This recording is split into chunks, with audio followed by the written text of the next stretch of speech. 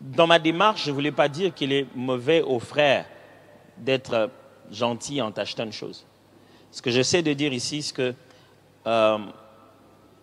voici d'abord la définition simpliste du code de la famille au sujet du fiançailles. Les fiançailles, c'est un engagement sans promesse de mariage.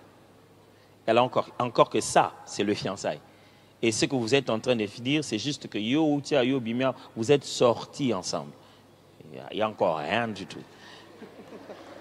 Si toutes les personnes avec qui vous sortez ensemble doivent vous acheter quelque chose, vous devenez une chose à vendre.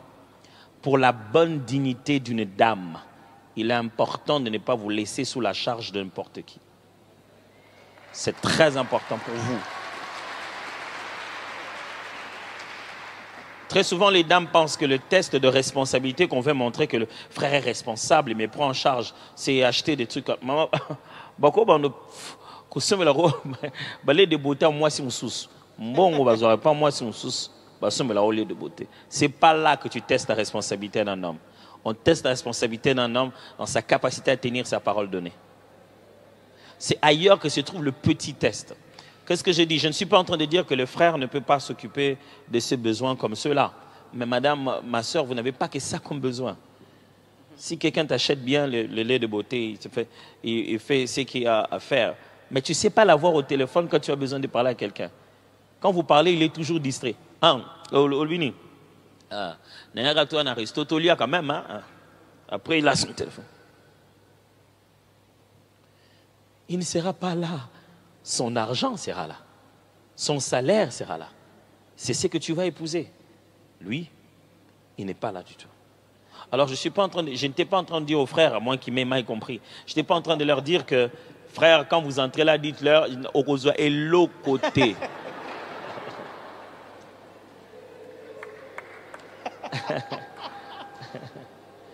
Il est naturel pour un homme qui aime une femme de subvenir à ce besoin. Et pour ça, elle n'a d'ailleurs pas besoin de demander. Il est de ton réflexe simple de commencer à te dire que je dois penser à elle, je dois le prendre en charge. Pourquoi? Parce que si tu n'es pas éduqué à donner à une femme quelque chose pendant que vous êtes fiancés, on se demande quand elle entrera dans ta maison, est-ce que tu lui donneras de l'argent de poche? Il y a des femmes qui vivent dans les maisons et n'ont jamais l'argent de poche. Il dit il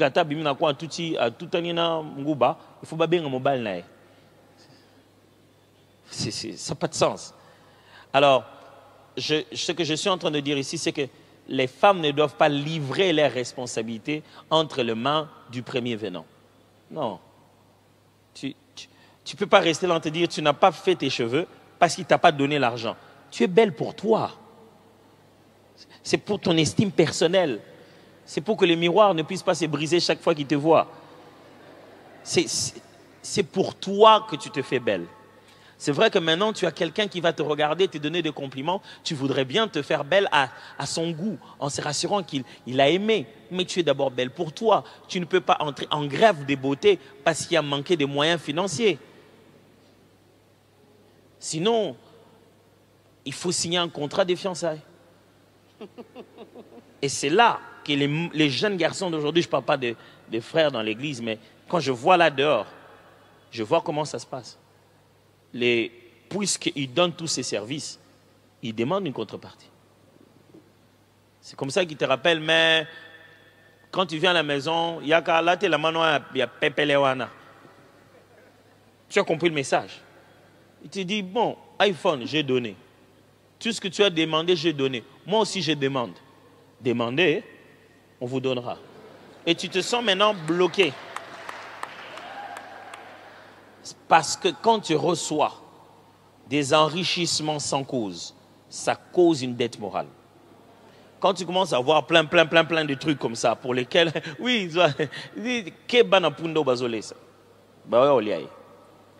alors, ne le laisse pas en position de te demander une chose, tu commences à te dire, oh non,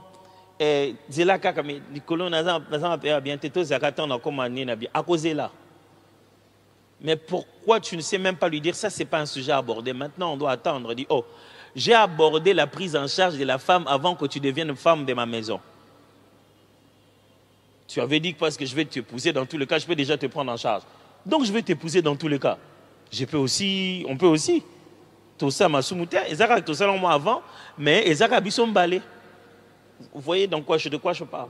Pour garder ta dignité dans cette conversation et même lui empêcher d'avoir l'idée de pouvoir aborder ça de cette manière, il faudrait que tu continues à te prendre en charge toi-même. Je vais dire une autre chose. Je suis père de 3 filles.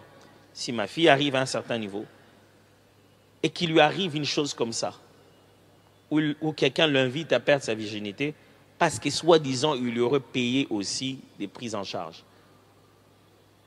Vous imaginez ce que je ressens comme père? Cette fille que moi j'ai élevée, na fouté l'herbe bon à classe, na sommé l'herbe ma fout à nyon c'est à tim kololingi. Pendant les foot à moko, les foot à ramouké. Tu vas lui pousser à perdre une chose de si précieuse. Imagine-toi que ton père apprenne qu'une chose passée par-ci. Il va te dire, si ce n'était que ça. Tu vois? Et ça, je ne peux pas te défendre pour ça. Même si je suis ton père, c'est ta dignité personnelle en tant que fille qui doit t'apprendre à te défendre sur ça.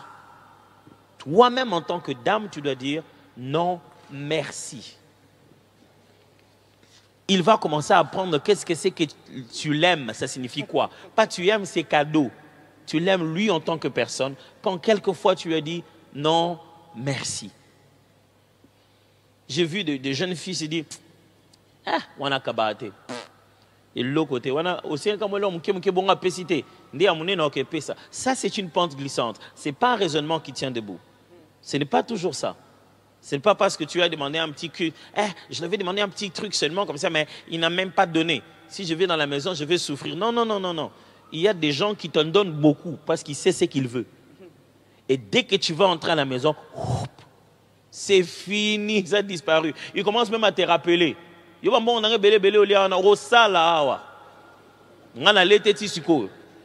Et certaines personnes, je suis obligé de le dire, certains garçons ont développé dans leur tête une mentalité commerciale des clients.